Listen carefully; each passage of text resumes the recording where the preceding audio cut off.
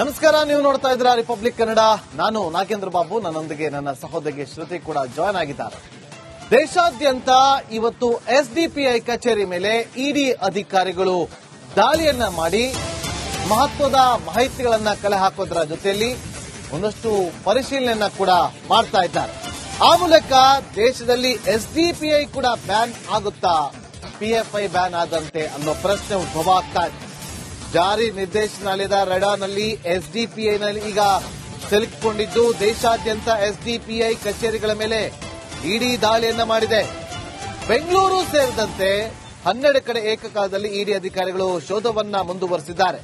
Money laundering ಕೇಸ್ನಲ್ಲಿ ಫೈಜಿಯನ್ನ ಬಂಧನ ಮಾಡಿದಂತ ಇಡಿ ಅಧಿಕಾರಿಗಳು ಎಸ್ಡಿಪಿಐ ರಾಷ್ಟ್ರೀಯ ಅಧ್ಯಕ್ಷ ಆಗಿರುವಂತಹ ಫೈಜಿಯನ್ನ ಅರೆಸ್ಟ್ ಮಾಡಲಾಗಿತ್ತು. ಅರೆಸ್ಟ್ ಆದ ಬೆನ್ನಲ್ಲೇ ದೆಹಲಿ, ಕೇರಳ, ತಿರುವನಂತಪುರಂ, ಮಲಪ್ಪುರಂನಲ್ಲಿ, ಬೆಂಗಳೂರು ಕೂಡ ಸೇರಿದಂತೆ ಆಂಧ್ರಪ್ರದೇಶದ ನಂದ್ಯಾಲ, ಹೀಗೆ ನಾನಾ ಭಾಗದಲ್ಲಿ ಒಟ್ಟು 12 ಕಡೆ ದಾಳಿಯನ್ನ ಮಾಡಲಾಗಿದೆ. ಚೆನ್ನೈ, ಜಾರ್ಖಂಡ್, ಪಕೂರ್, ಲಕ್ನೋ, ಜೈಪುರ, ಕೋಲ್ಕತ್ತಾದ ಎಸ್ಡಿಪಿಐ ಈ 12 ಜಾಗದಲ್ಲಿರುವಂತಹ ಎಸ್ಡಿಪಿಐ ಕಚೇರಿ ಮೇಲೆ ಇಡಿ ಅಧಿಕಾರಿಗಳು ದಾಳಿಯನ್ನ ಮಾಡಿ ಒಂದಷ್ಟು ಪರಿಶೀಲನೆಯನ್ನ ಕೂಡ ಮಾಡ್ತಾ ಇದ್ದಾರೆ. ಮತ್ತಷ್ಟು ಮಾಹಿತಿಯನ್ನು ಕೊಡೋದಕ್ಕೆ ನಮ್ಮ ಕ್ರೈಮ್ ರಿಪೋರ್ಟರ್ ಮಹದೇಶ್ ನೇರ ಸಂಪರ್ಕದಲ್ಲಿ ಜಾಯ್ನ್ ಆಗಿದ್ದಾರೆ. ಮಹದೇಶ್, ಒಟ್ಟು 12 ಕಡೆ ಏಕಕಾಲದಲ್ಲಿ ದಾಳಿ ಮಾಡಿದ್ದಾರೆ. ಮನಿ ಲಾಂಡ್ರಿಂಗ್ ವಿಚಾರವಾಗಿ ಫೌಜಿ ಅರೆಸ್ಟ್ ಆದ ಬಳಿಕ ಈ ಒಂದು ದಾಳಿ ಆಗಿರುವಂತದ್ದು. ದಾಳಿಯ ಸಂದರ್ಭದಲ್ಲಿ ಏನೆಲ್ಲ ಮಹತ್ವದ ಮಾಹಿತಿಯನ್ನ ಕಲೆ ಹಾಕಿದ್ದಾರೆ ಇಡಿ ಅಧಿಕಾರಿಗಳು?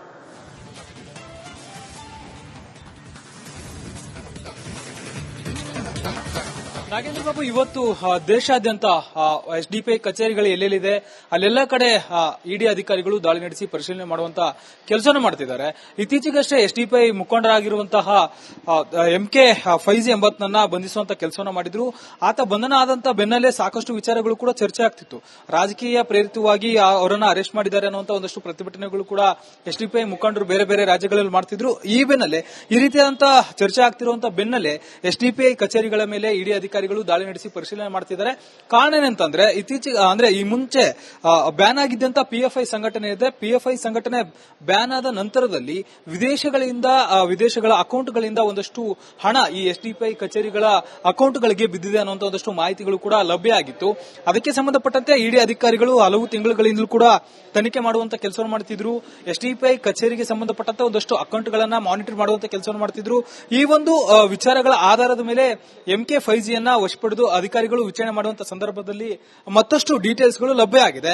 ಹೀಗಾಗಿ ಎಸ್ಡಿಪಿಐ ಕಚೇರಿಯ ಅಕೌಂಟ್ಗಳಿಗೆ ಬೇರೆ ಬೇರೆ ದೇಶಗಳಿಂದ ಹಣ ಬಂದು ಬೀಳ್ತಾ ಇದೆ ಅನ್ನುವಂತ ಒಂದಷ್ಟು ಮಾಹಿತಿಗಳು ಲಭ್ಯ ಆದಂತ ಬೆನ್ನಲ್ಲೇ ಏಕಾಏಕಿ ಇವತ್ತು ಒಟ್ಟು 12 ಕಡೆ ದೆಹಲಿ, ಕರ್ನಾಟಕ, ತಮಿಳುನಾಡು ಮತ್ತೆ ಆಂಧ್ರಪ್ರದೇಶ ಸೇರಿದಂತೆ ಸುಮಾರು 5-6 ರಾಜ್ಯಗಳಲ್ಲಿನ 12 ಕಡೆ ಎಸ್ಡಿಪಿಐ ಕಚೇರಿಗಳ ಮೇಲೆ ದಾಳಿ ಮಾಡಿ ಇಡಿ ಅಧಿಕಾರಿಗಳು ತನಿಖೆ ಮಾಡುವಂತ ಕೆಲಸವನ್ನು ಮಾಡ್ತಿದ್ದಾರೆ. ಎಸ್ಡಿಪಿಐ ಕಚೇರಿಗಳಲ್ಲಿ ಈಗ ಯಾರೆಲ್ಲ ಇದ್ದಾರೆ ಆ ಒಂದು ಸಿಬ್ಬಂದಿಯನ್ನ ವಿಚಾರಣೆ ಮಾಡುವಂತ ಕೆಲಸ ಮಾಡ್ತಿದ್ದಾರೆ. ಜೊತೆಗೆ ಕಳೆದ 5-6 ತಿಂಗಳಿನಿಂದ ಏನೆಲ್ಲ ಟ್ರಾನ್ಸಾಕ್ಷನ್ ಆಗಿದೆ, ಎಸ್ಡಿಬಿಐ ಕಚೇರಿಗೆ ಸಂಬಂಧಪಟ್ಟಂತೆ ಒಂದಷ್ಟು ಬ್ಯಾಂಕ್ ಅಕೌಂಟ್ಸ್ ಗಳಿದೆ, ಅಲ್ಲಿ ಎಷ್ಟು ಟ್ರಾನ್ಸಾಕ್ಷನ್ ಆಗಿದೆ, ಅದಕ್ಕೆ ಸಂಬಂಧಪಟ್ಟಂತೆ ಯಾವ್ಯಾವ ಅಕೌಂಟ್ಗಳಿಂದ ಹಣ ಟ್ರಾನ್ಸಾಕ್ಷನ್ ಆಗಿದೆ, ಜೊತೆಗೆ ಯಾವ ವಿಚಾರಕ್ಕಾಗಿ ಆ ಹಣ ಬಂದಿದೆ ಅನ್ನೋದಕ್ಕೆ ಸಂಬಂಧಪಟ್ಟಂತೆ ಆ ಒಂದು ಸಿಬ್ಬಂದಿಯನ್ನ ವಿಚಾರಣೆ ಮಾಡುವಂತ ಕೆಲಸವನ್ನ ಇಡಿ ಅಧಿಕಾರಿಗಳು ಮಾಡ್ತಿದ್ದಾರೆ.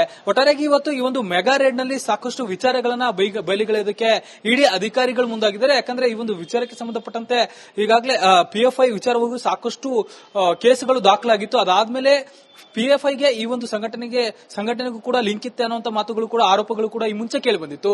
ಈಗ ವಿದೇಶಗಳಿಂದ ಅಕ್ರಮವಾಗಿ ಹಣ ವರ್ಗಾವಣೆ ಆಗ್ತಿದೆ ಅನ್ನುವಂತ ಮಾಹಿತಿ ಆಧಾರದ ಮೇಲೆ prevention of money laundering act ಅಡಿ ಈಗಾಗಲೇ ಇಡಿ ಅಧಿಕಾರಿಗಳು ದಾಳಿ ನಡೆಸಿ ಎಲ್ಲಾ ಕಡೆ ಪರಿಶೀಲನೆ ಮಾಡಿ ವಿಚಾರಣೆ ಮಾಡುವಂತ ಕೆಲಸವನ್ನು ಮಾಡ್ತಿದ್ದಾರೆ. ಸದ್ಯಕ್ಕೆ ಬೆಂಗಳೂರಿನ ಅಲ್ಸೂರ್ಗೇಟ್ ಪೊಲೀಸ್ ಠಾಣೆ ವ್ಯಾಪ್ತಿಯಲ್ಲಿರುವಂತಹ ಎಸ್ಡಿಪಿಐ ಕಚೇರಿಯಲ್ಲೂ ಕೂಡ ಪರಿಶೀಲನಾ ಕಾರ್ಯ ಮುಂದುವರೆದಿದೆ. Nagendra Babu. Okay, thank you Mahadesh ನಿಮ್ಮೆಲ್ಲ ಮಾಹಿತಿಗಾಗಿ. ನಮಸ್ಕಾರ, ನೀವು ನೋಡ್ತಾ ಇದ್ದೀರಾ ರಿಪಬ್ಲಿಕ್ ಕನ್ನಡ. ನಾನು ನಾಗೇಂದ್ರ ಬಾಬು, ನನ್ನೊಂದಿಗೆ ನನ್ನ ಸಹೋದರಿ ಶ್ರುತಿ ಕೂಡ ಜಾಯ್ನ್ ಆಗಿದ್ದಾರೆ. ದೇಶಾದ್ಯಂತ ಇವತ್ತು ಎಸ್ಡಿಪಿಐ ಕಚೇರಿ ಮೇಲೆ ಇಡಿ ಅಧಿಕಾರಿಗಳು ದಾಳಿಯನ್ನ ಮಾಡಿ ಮಹತ್ವದ ಮಾಹಿತಿಗಳನ್ನ ಕಲೆ ಹಾಕೋದ್ರ ಜೊತೆಯಲ್ಲಿ ಒಂದಷ್ಟು ಪರಿಶೀಲನೆಯನ್ನ ಕೂಡ ಮಾಡ್ತಾ ಇದ್ದಾರೆ. ಆ ಮೂಲಕ ದೇಶದಲ್ಲಿ ಎಸ್ಡಿಪಿಐ ಕೂಡ ಬ್ಯಾನ್ ಆಗುತ್ತಾ, ಪಿಎಫ್ಐ ಬ್ಯಾನ್ ಆದಂತೆ ಅನ್ನೋ ಪ್ರಶ್ನೆ ಉದ್ಭವ ಆಗ್ತಾ ಇದೆ. ಜಾರಿ ನಿರ್ದೇಶನಾಲಯದ ರಡಾರ್ನಲ್ಲಿ ಎಸ್ಡಿಪಿಐನಲ್ಲಿ ಈಗ ಸಿಲುಕಿಕೊಂಡಿದ್ದು ದೇಶಾದ್ಯಂತ ಎಸ್ಡಿಪಿಐ ಕಚೇರಿಗಳ ಮೇಲೆ ಇಡಿ ದಾಳಿಯನ್ನ ಮಾಡಿದೆ. ಬೆಂಗಳೂರು ಸೇರಿದಂತೆ 12 ಕಡೆ ಏಕಕಾಲದಲ್ಲಿ ಇಡಿ ಅಧಿಕಾರಿಗಳು ಶೋಧವನ್ನ ಮುಂದುವರೆಸಿದ್ದಾರೆ. ಮನಿ ಲಾಂಡ್ರಿಂಗ್ ಕೇಸ್ನಲ್ಲಿ ಫೈಜಿಯನ್ನ ಬಂಧನ ಮಾಡಿದಂತ ಇಡಿ ಅಧಿಕಾರಿಗಳು ಎಸ್ಡಿಪಿಐ ರಾಷ್ಟ್ರೀಯ ಅಧ್ಯಕ್ಷ ಆಗಿರುವಂತಹ ಫೈಜಿಯನ್ನ ಅರೆಸ್ಟ್ ಮಾಡಲಾಗಿತ್ತು. ಅರೆಸ್ಟ್ ಆದ ಬೆನ್ನಲ್ಲೇ ದೆಹಲಿ, ಕೇರಳ, ತಿರುವನಂತಪುರಂ, ಮಲಪ್ಪುರಂನಲ್ಲಿ, ಬೆಂಗಳೂರು ಕೂಡ ಸೇರಿದಂತೆ ಆಂಧ್ರಪ್ರದೇಶದ ನಂದ್ಯಾಲ ಹೀಗೆ ನಾನಾ ಭಾಗದಲ್ಲಿ ಒಟ್ಟು 12 ಕಡೆ ದಾಳಿಯನ್ನ ಮಾಡಲಾಗಿದೆ. ಚೆನ್ನೈ, ಜಾರ್ಖಂಡ್, ಪಕೂರ್, ಲಕ್ನೋ, ಜೈಪುರ, ಕೋಲ್ಕತ್ತಾದ ಎಸ್ಡಿಪಿಐ ಈ 12 ಜಾಗದಲ್ಲಿರುವಂತಹ ಎಸ್ಡಿಪಿಐ ಕಚೇರಿ ಮೇಲೆ ಇಡಿ ಅಧಿಕಾರಿಗಳು ದಾಳಿಯನ್ನ ಮಾಡಿ ಒಂದಷ್ಟು ಪರಿಶೀಲನೆಯನ್ನ ಕೂಡ ಮಾಡ್ತಾ ಇದ್ದಾರೆ.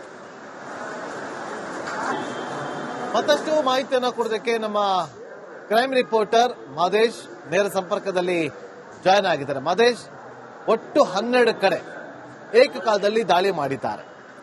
ಮನಿ ಲಾಂಡ್ರಿಂಗ್ ವಿಚಾರವಾಗಿ ಫೌಜಿ ಅರೆಸ್ಟ್ ಆದ ಬಳಿಕ ಈ ಒಂದು ದಾಳಿ ಆಗಿರುವಂತದ್ದು.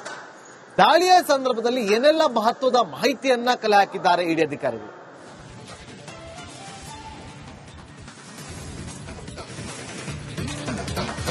ನಾಗೇಂದ್ರ ಬಾಬು, ಇವತ್ತು ದೇಶಾದ್ಯಂತ ಎಸ್ಡಿಪಿಐ ಕಚೇರಿಗಳು ಎಲ್ಲೆಲ್ಲಿದೆ ಅಲ್ಲೆಲ್ಲ ಕಡೆ ಇಡಿ ಅಧಿಕಾರಿಗಳು ದಾಳಿ ನಡೆಸಿ ಪರಿಶೀಲನೆ ಮಾಡುವಂತ ಕೆಲಸನ ಮಾಡ್ತಿದ್ದಾರೆ. ಇತ್ತೀಚೆಗಷ್ಟೇ ಎಸ್ಡಿಪಿಐ ಮುಖಂಡರಾಗಿರುವಂತಹ MK ಫೈಜಿ ಎಂಬತ್ನನ್ನ ಬಂಧಿಸುವಂತ ಕೆಲಸವನ್ನ ಮಾಡಿದ್ರು. ಆತ ಬಂಧನ ಆದಂತ ಬೆನ್ನಲ್ಲೇ ಸಾಕಷ್ಟು ವಿಚಾರಗಳು ಕೂಡ ಚರ್ಚೆ ಆಗ್ತಿತ್ತು. ರಾಜಕೀಯ ಪ್ರೇರಿತವಾಗಿ ಅವರನ್ನ ಅರೆಸ್ಟ್ ಮಾಡಿದ್ದಾರೆ ಅನ್ನುವಂತ ಒಂದಷ್ಟು ಪ್ರತಿಭಟನೆಗಳು ಕೂಡ ಎಸ್ಡಿಪಿಐ ಮುಖಂಡರು ಬೇರೆ ಬೇರೆ ರಾಜ್ಯಗಳಲ್ಲಿ ಮಾಡ್ತಿದ್ರು. ಈ ಬೆನ್ನಲ್ಲೇ ಈ ರೀತಿಯಾದಂತಹ ಚರ್ಚೆ ಆಗ್ತಿರುವಂತಹ ಬೆನ್ನಲ್ಲೇ ಎಸ್ಡಿಪಿಐ ಕಚೇರಿಗಳ ಮೇಲೆ ಇಡಿ ಅಧಿಕಾರಿಗಳು ದಾಳಿ ನಡೆಸಿ ಪರಿಶೀಲನೆ ಮಾಡ್ತಿದ್ದಾರೆ.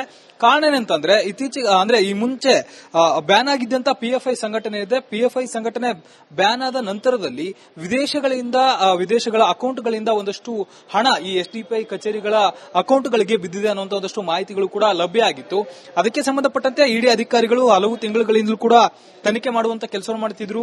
ಎಸ್ಡಿಪಿಐ ಕಚೇರಿಗೆ ಸಂಬಂಧಪಟ್ಟಂತ ಒಂದಷ್ಟು ಅಕೌಂಟ್ಗಳನ್ನ ಮಾನಿಟರ್ ಮಾಡುವಂತ ಕೆಲಸವನ್ನು ಮಾಡ್ತಿದ್ರು. ಈ ಒಂದು ವಿಚಾರಗಳ ಆಧಾರದ ಮೇಲೆ MK ಫೈಜಿಯನ್ನ ವಶಪಡೆದು ಅಧಿಕಾರಿಗಳು ವಿಚಾರಣೆ ಮಾಡುವಂತ ಸಂದರ್ಭದಲ್ಲಿ ಮತ್ತಷ್ಟು ಡೀಟೇಲ್ಸ್ಗಳು ಲಭ್ಯ ಆಗಿದೆ.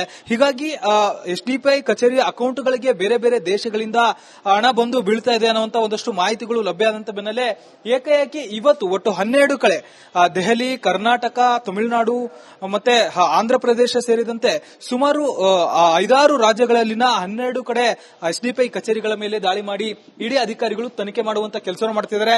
ಎಸ್ಡಿಪಿಐ ಕಚೇರಿಗಳಲ್ಲಿ ಈಗ ಯಾರೆಲ್ಲ ಇದ್ದಾರೆ ಆ ಒಂದು ಸಿಬ್ಬಂದಿಯನ್ನ ವಿಚಾರಣೆ ಮಾಡುವಂತ ಕೆಲಸ ಮಾಡ್ತಿದ್ದಾರೆ. ಜೊತೆಗೆ ಕಳೆದ 5-6 ತಿಂಗಳಿನಿಂದ ಏನೆಲ್ಲ ಟ್ರಾನ್ಸಾಕ್ಷನ್ ಆಗಿದೆ, ಎಸ್ಡಿಬಿಐ ಕಚೇರಿಗೆ ಸಂಬಂಧಪಟ್ಟಂತೆ ಒಂದಷ್ಟು ಬ್ಯಾಂಕ್ ಅಕೌಂಟ್ಸ್ ಗಳಿದೆ, ಅಲ್ಲಿ ಎಷ್ಟು ಟ್ರಾನ್ಸಾಕ್ಷನ್ ಆಗಿದೆ, ಅದಕ್ಕೆ ಸಂಬಂಧಪಟ್ಟಂತೆ ಯಾವ್ಯಾವ ಅಕೌಂಟ್ಗಳಿಂದ ಹಣ ಟ್ರಾನ್ಸಾಕ್ಷನ್ ಆಗಿದೆ, ಜೊತೆಗೆ ಯಾವ ವಿಚಾರಕ್ಕಾಗಿ ಆ ಹಣ ಬಂದಿದೆ ಅನ್ನೋದಕ್ಕೆ ಸಂಬಂಧಪಟ್ಟಂತೆ ಆ ಒಂದು ಸಿಬ್ಬಂದಿಯನ್ನ ವಿಚಾರಣೆ ಮಾಡುವಂತ ಕೆಲಸವನ್ನ ಇಡಿ ಅಧಿಕಾರಿಗಳು ಮಾಡ್ತಿದ್ದಾರೆ. ಒಟ್ಟಾರೆಯಾಗಿ ಇವತ್ತು ಈ ಒಂದು ಮೆಗಾ ರೇಡ್ ನಲ್ಲಿ ಸಾಕಷ್ಟು ವಿಚಾರಗಳನ್ನ ಬಯಲಿಗೆಳೆಯೋದಕ್ಕೆ ಇಡಿ ಅಧಿಕಾರಿಗಳು ಮುಂದಾಗಿದ್ದಾರೆ. ಯಾಕಂದ್ರೆ ಈ ಒಂದು ವಿಚಾರಕ್ಕೆ ಸಂಬಂಧಪಟ್ಟಂತೆ ಈಗಾಗಲೇ PFI ವಿಚಾರವಾಗಿ ಸಾಕಷ್ಟು ಕೇಸುಗಳು ದಾಖಲಾಗಿತ್ತು. ಅದಾದ್ಮೇಲೆ PFIಗೆ ಈ ಒಂದು ಸಂಘಟನೆಗೂ ಕೂಡ ಲಿಂಕ್ ಇತ್ತೆ ಅನ್ನುವಂತ ಮಾತುಗಳು ಕೂಡ, ಆರೋಪಗಳು ಕೂಡ ಈ ಮುಂಚೆ ಕೇಳಿ ಬಂದಿತ್ತು.